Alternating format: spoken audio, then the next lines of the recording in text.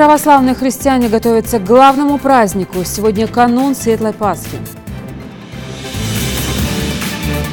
Открытый шахматный турнир на Кубок Кирсана Илюмжинова стартовал в спортклубе «Ади Ахмат». А в лицее города Магаз прошла научная ученическая конференция «Линия успеха».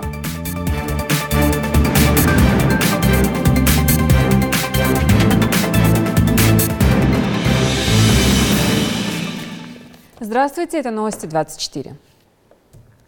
Ингушские бойцы выиграли все 4 первых поединка на 10-м юбилейном международном турнире по смешанным единоборствам «Дорога в М1. Битва в Назране». Мухаммед Автарханов, Ильяс Пошев, Джамалил Султыгов и Руслан Белхароев победили опытных соперников из Иванова, Ростова-на-Дону, Начика и Башкортостана. Турнир проходит во дворце спорта Магаз имени Берда Ивлоева в Назране. Главное событие этого вечера – поединок между Баширом Гагиевым и Али Алхаслы в весе 70 килограммов. Подробнее обо всем Микаил Тангиев.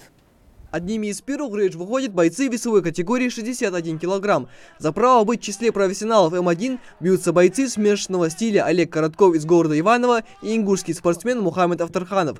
С первых секунд боя Мухаммед доминирует над своим соперником и кладет его на настил рейджа. Далее борьба продолжается в партере. Олег Коротков предпринимает несколько попыток задушить ингушского бойца, но эти действия не увенчались успехом, и Мухаммед легко выбрался из-под прессинга, после чего ему удалось забраться в маунт, где далее следует серия мощных ударов.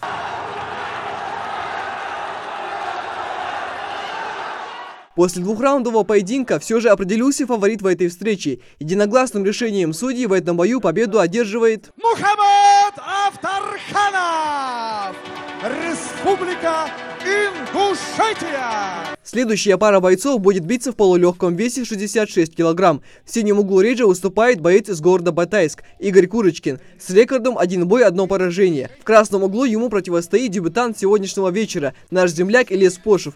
Оба бойца слушают правила от судьи, после чего он дает старт поединку. Долгое время спортсмены изучают друг друга, пытаясь отыскать слабые стороны соперника. Каждый из них выбрасывает удары, но пока они не достигают цели. Так прошел первый раунд, но уже во втором бойцы активизировались, и в ходе боя Ильяс Пошев провел несколько тейкдаунов своему противнику, в результате чего заработал победные очки. Решение судей было единогласным. Победа присуждается бойцу в красном углу. В этом поединке по итогам 2 раундов единогласным решением судей одержал победу Ильяс Пошев! По словам президента Федерации смешанных единоборств Магомеда Машхоева, ребята, которые выступают на этом турнире, в основном начинающие молодые спортсмены. И кто сможет показать хороший результат, получит путевку на профессиональный ринг. Я думаю, мы многого достигли за это время, за эти 2,5 года, то, что мы проводим эти турниры.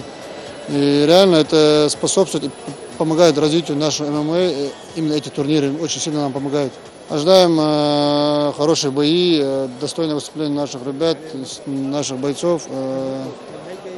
Я думаю, мы сегодня увидим, хороший турнир получится.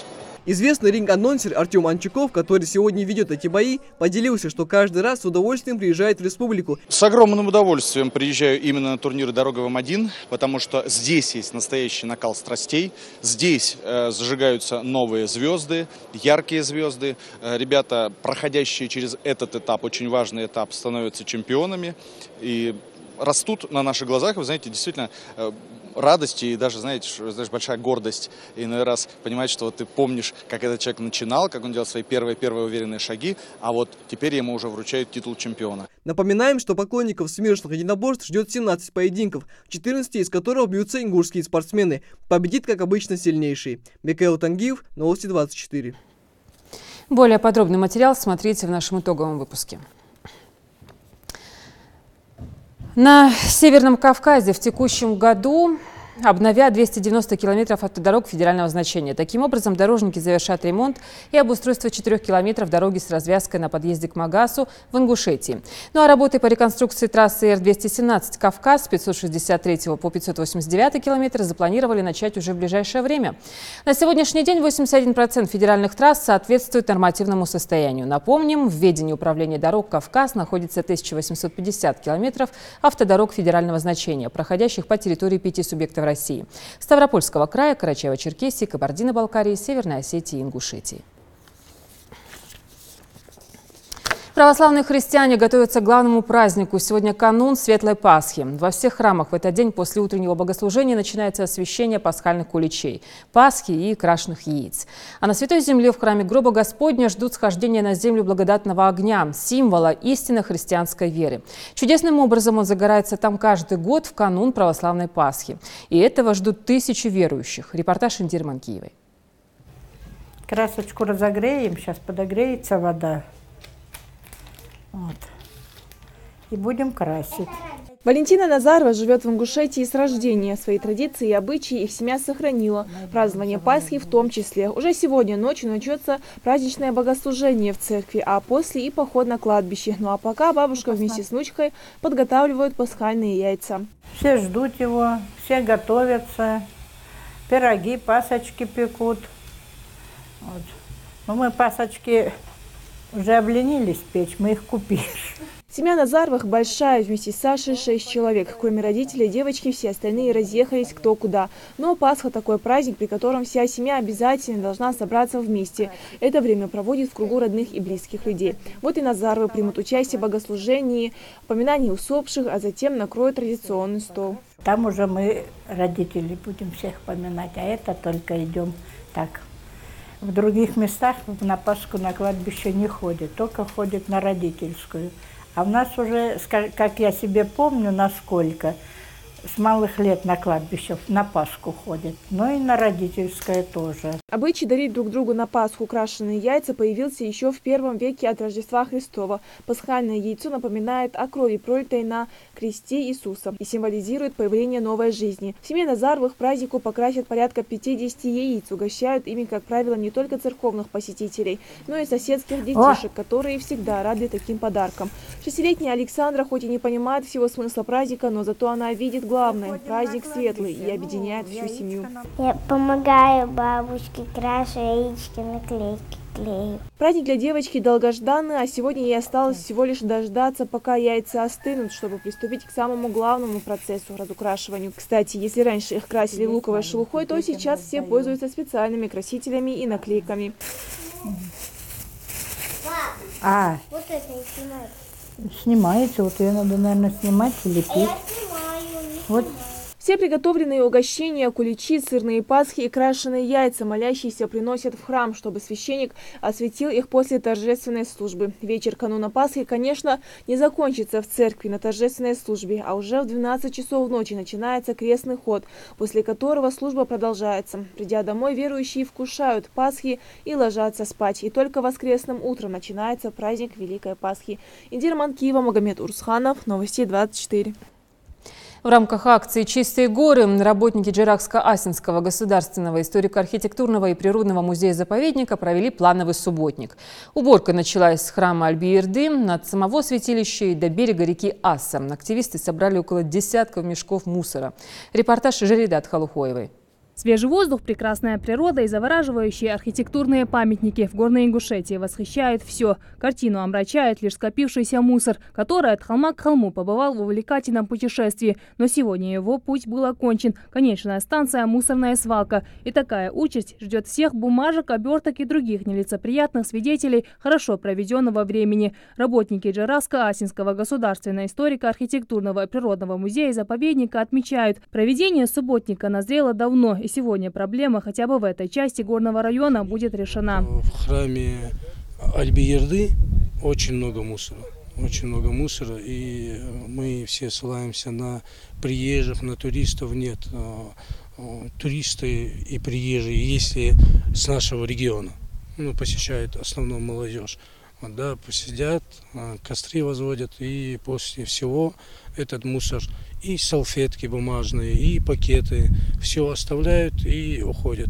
Плановая уборка началась с храма Аль-Биерды, от самого святилища и до берега реки Аса. Активисты собрали около десятка мешков мусора. Как признаются участники акции, подобные субботники проводить приятнее всего. Как-никак трудишься на благо родной республики. Собравшиеся негодуют.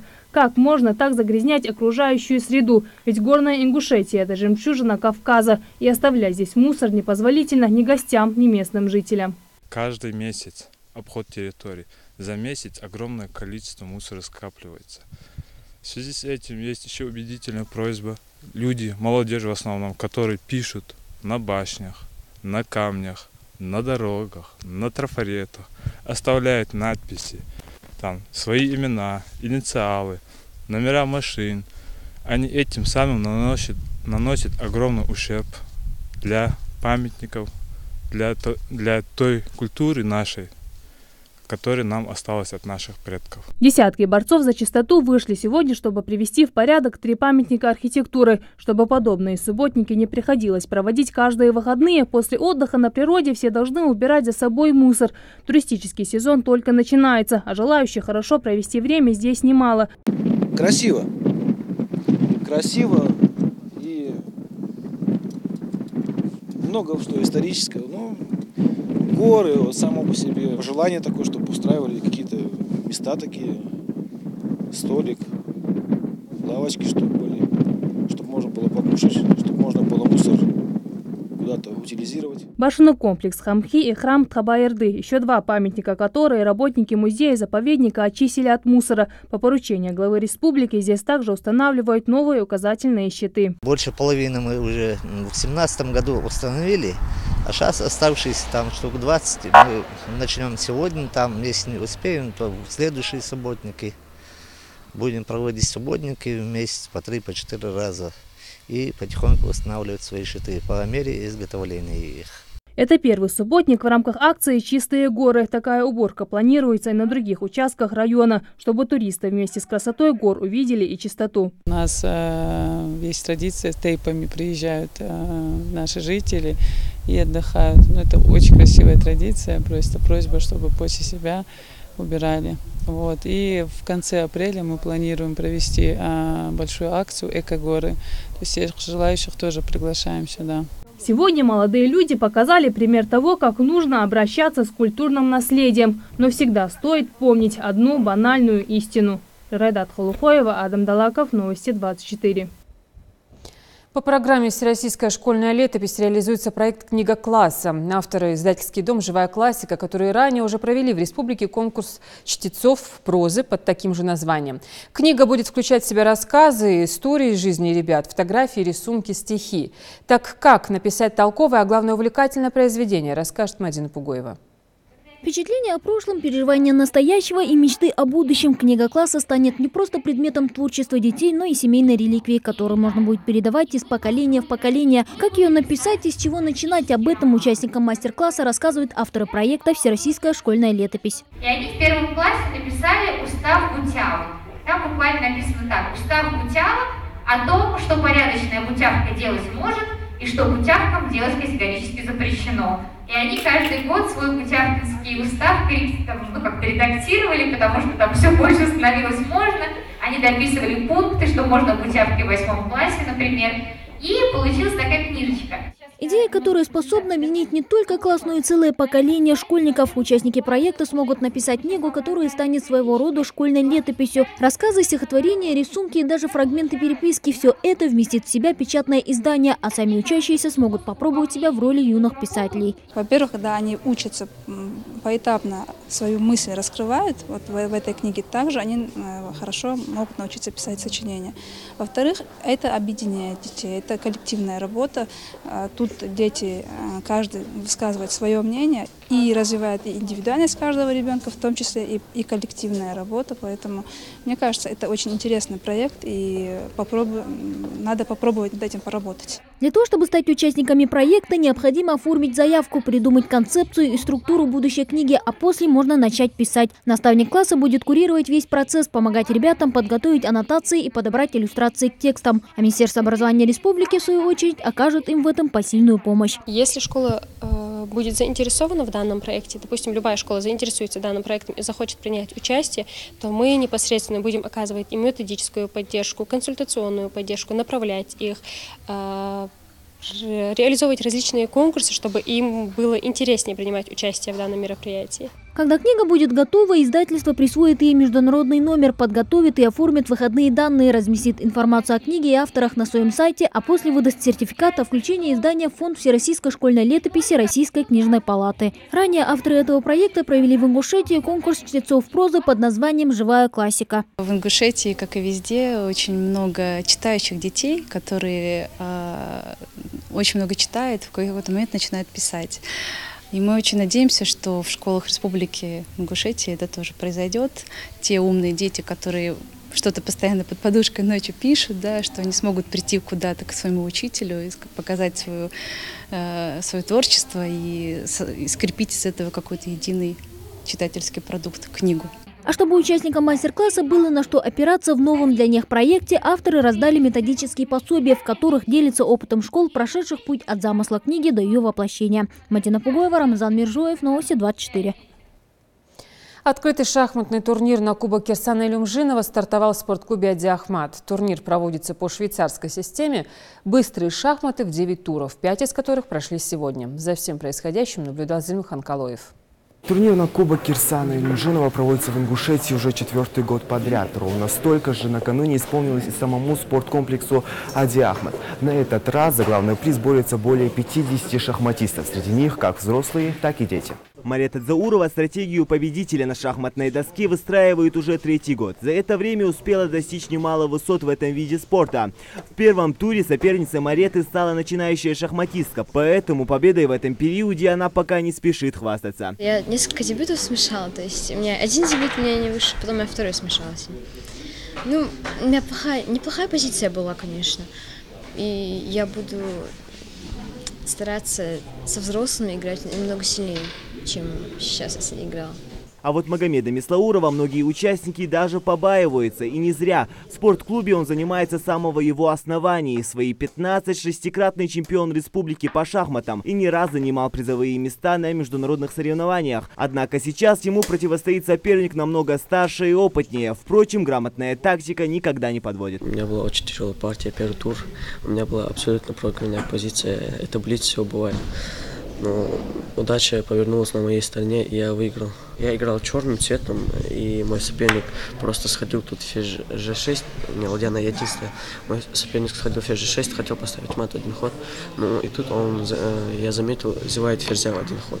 И благодаря этому я выиграл этой партии. Здесь нет никакого деления по возрасту или же опыту. Участников распределяют с помощью компьютерной жеребьевки. Для многих такие турниры стали доброй традицией, ожидаемой встречей. В их числе и Нурдин Умаев, один из старейших участников соревнований. Начал играть в шахматы ровно 60 лет назад, когда ему было 16. А потом институт, Ленинград. И всю жизнь они мне помогали. Шахматы помогали. Ну, здесь, благодаря этим шахматам, у меня здесь столько друзей, что ночью в Свердловске, в Чеченской республике. И с друзьями мы все время играем. Уровнем организации турнира доволен и Мовли Барахоев. Он пришел сюда не только сыграть партию, но и увидеться с давними друзьями. А развитию шахмат отдает должное чемпиону Европы 2016 года. Вот эти 2 года с появлением Энеркива Эрнеста у нас большая работа проводится по шахматам. Буквально во всех школах тренеры работают с детьми. И большие результаты, очень хорошие результаты. Шахматы – это прекрасная игра. Человек развивается умственно. В интеллектуальном поединке с оппонентом старшим по возрасту встретился и Заур Кастоев. За схваткой тщательно следят и другие участники турнира. Правда, сегодня удача на другой стороне. И Заур уступает старшему. Соперник у меня был сильный. Я мог вывести на ничью, там я в ситуации был, у меня времени мало было, и думать уже я не мог. И там в конце я неправильно ход сделал, и там мат получил. Турнир на Кубок Кирсана Илюмжинова проводит ежегодно по швейцарской системе быстрые шахматы в 9 туров. Турнир праздничный, у нас два сразу праздника. В апреле 2014 году был открыт спортклуб «Ади Ахмат». Это было большое событие, и первым шахматным турниром был турнир на Кубок Кирсана Алимжинова. Вот, и так удачно, что у Кирсана Николаевича, это президент ФИДЕ, у него и день рождения также в апреле, ему 5 апреля исполнилось 56 лет. Он дал старт шахматному движению в Ингушетии, нас поддерживает, наш большой друг. Вот, и поэтому стало уже такой хорошей традицией в апреле проводить такой турнир, отмечать и день рождения клуба, его открытие, и день рождения президента ФИДЕ Кирсана Алимжинова. На каждый тур, на каждую партию дается каждому участнику 15 минут с добавлением 10 секунд на каждый ход. Ну, это где-то партия выходит в общем сложности 1 час. Тут есть 8-7-летние даже, 8-летние, 7-летние девчонки есть, а взрослые ветераны, кому за 80 уже. Победителей по итогам ждут дипломы и ценные призы, а что гораздо важнее, 12 сильнейших шахматистов получат путевку на участие в финальном чемпионате спортклуба «Ади Ахмат» на Кубок Эрнеста Инаркиева. Зелимхан Калоев, Хаваш Гойгов, Новости 24. Научная конференция «Линия успеха» прошла в лицее города Магаз. Мероприятие организовано по 8 дисциплинам и проводится в рамках форума «Одаренные дети». Здесь наглядно демонстрируют потенциал подростков к исследовательской работе. Какие темы были в приоритете, узнаем у Хади Бекбузаровой. Как мы видим, раствор окрасился в темно-синий цвет. Это означает наличие витамина С в лимонном соке. Хава Картоева выбрала тему витамина для своей научно-исследовательской работы не случайно. Она хочет стать врачом. Как только узнала, что конференция пройдет в школе, сразу приняла решение поучаствовать в ней. Как признается сама восьмиклассница, трудностей было немало, начиная от поиска темы, заканчивая подачей материала. Но многочасовые занятия в школьной лаборатории, где были поставлены десятки опытов по выявлению того или иного витамина в продуктах, не прошли даром и обеспечили качественную подготовку к предстоящему мероприятию. Мы постоянно об этом говорили, постоянно думали, как подать материал. Вот. Витамины нужно принимать, потому что благодаря своей работе я поняла, что не во всех продуктах они содержатся. Здесь прозвучало много интересных тем. К примеру, Иклима Измайлова решила подробно изучить тему каблуков. Влияние этого женского аксессуара красоты на здоровье. Ради своей научной работы девушке пришлось изрядно потрудиться. Сначала она определила фокус-группу. Провела опрос среди подруг. Они помогли выявить предпочтения и вкусы потребителей. Выяснилось, что каблуки выбирают большинство респондентов. Дальше необходимо разобраться с дискомфортом, который доставляют эти самые каблуки, и их влияние на стопу с точки зрения физики. Это очень отрицательно влияет. Наш скелет полностью деформируется. Также появляются какие-то боли. И если так испортить скелет, то в будущем его вылечить будет практически невозможно. Многие девочки портят свое здоровье из-за этих каблуков. И мне показалось, что эта тема очень интересна. Конференция «Линия успеха» направлена на развитие творческих способностей и научно-исследовательского потенциала детей. В лицее города Магаз ее проводят впервые в рамках реализации форума «Одаренные дети». Организаторы постарались охватить все области наук, благодаря чему принять участие в конференции может каждый желающий. Мы рассчитываем на то, что через 3 года мы сможем выйти на республиканский уровень, и уже наша конференция получит статус республиканской. Значение конференции для учащихся, оно огромно просто. Дело в том, что дети в течение года готовят определенные проекты и научно-исследовательские работы. И это позволяет им не только расширить свой кругозор, они знакомятся с новыми веяниями науки, с достижениями и открытиями. Такого рода мероприятия подразумевают умение представить свою работу и показать ораторские способности, что в дальнейшем поможет побороть страх публичных выступлений и научиться говорить научным языком, что, несомненно, пригодится в жизни. Хади Бекбузарова, Магомед Дедигов, Новости 24. Следите за новостями на канале Ингушетии и до встречи в эфире.